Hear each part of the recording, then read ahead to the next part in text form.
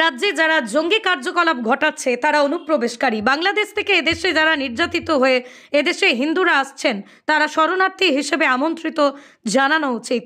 এ বিষয়ে কেন্দ্রীয় স্বরাষ্ট্রমন্ত্রীর সঙ্গে কথা বলবেন।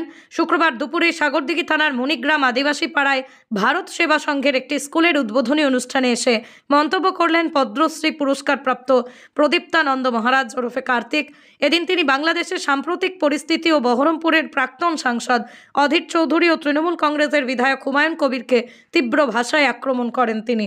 এদিন কার্তিক মহারাজ বলেন, মালদা দিনাজপুর চলে যাবে, তখন তিনি বললেন না, তখন তিনি জানতেন না। তখন তিনি বলছেন যে একজন এনআরসিতে একজনকে তাড়িয়ে দিয়ে নরেন্দ্র মোদী বাপ পারবে না, তখন তিনি চিৎকার করলেন পার্লামেন্টে। এখন এসে আমাদেরকে বলছেন যে মুর্শিদাবাদ মালদা দিনাজপুর চলে যাবে। পশ্চিমবঙ্গের মানুষকে জানতে হবে যে মতবাদটা সৃষ্টি হয়েছিল আরবে, সেই মতবাদের ধর্মগ্রন্থ অনুসারী যারা পৃথিবীকে দুটো ভাগে ভাগ করেছেন, বিশ্বাসী অবিশ্বাসী, যারা বলছেন যে মূর্তি ভাঙা আমাদের রক্তে, তাদের সঙ্গে কখনো মিলন হতে পারে না। সেই ধর্মের অনুগামী যারা, তারা প্রকাশ্য জনসভায় দাঁড়িয়ে যে কথা বলছেন, দুর্ভাগা, অভাগা, হতভাগা, 70%, 30% ফায়দা করো, ফায়দা লুটোর কথা বলছেন, তাদের সঙ্গে ভারতবর্ষের যারা সনাতন ধর্মের অনুগামী বিশ্বাসী কোনোদিন মিলন হতে পারে না। এইটা পশ্চিমবঙ্গের প্রত্যেকটা মানুষকে এটা জানতে হবে এবং বেশি করে গীতা যেমন ঘরে ঘরে পড়া হয়, বেশি করে কোরআনটাও নিয়েও পড়া দরকার, জানা দরকার সেখানে কি আছে, কি লেখা হয়েছে, কি বলছে, আমরা সেটা জানি। কিছু নিশ্চয়ই আছেন, যেমন আজকে মাসুম আক্তার, আজকে যেমন শফিকুল ইসলাম, তাকে কমেন্টগুলো দেখবেন তাকে কিভাবে বলছে আজকে। সেরকম কিছু লোক আছেন, এই যে হাইকোর্টের একজন লয়ার, কি নাম, কি না, আজল মহিলা যিনি আছেন ভাবে বক্তব্য রাখছেন এবং বলছেন যে আমাদের পূর্বপুরুষরা এই যে দ্বিজাতি তত্ত্বের বিভাজনে আমরা যাইনি, ভারতবর্ষে ছিলাম, আমাদের সৌভাগ্য, ভারতবর্ষে ছিলাম আমরা বলে আজকে বেঁচে আছি।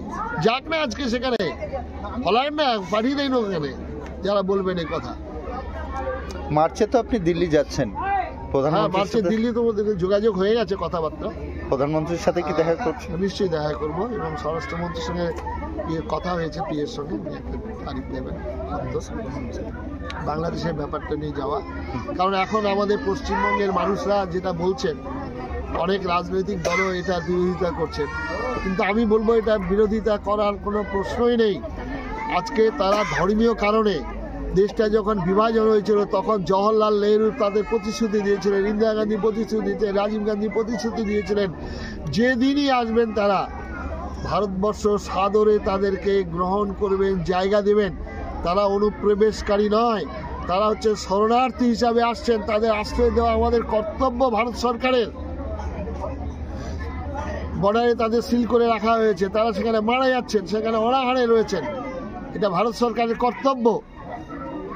আজকে যারা অনুপ্রবেশ ঘটিয়ে যারা জঙ্গি ঘটাচ্ছেন, জঙ্গি আন্দোলন করছেন, জঙ্গি ঘটছে, তারা অনুপ্রবেশকারী।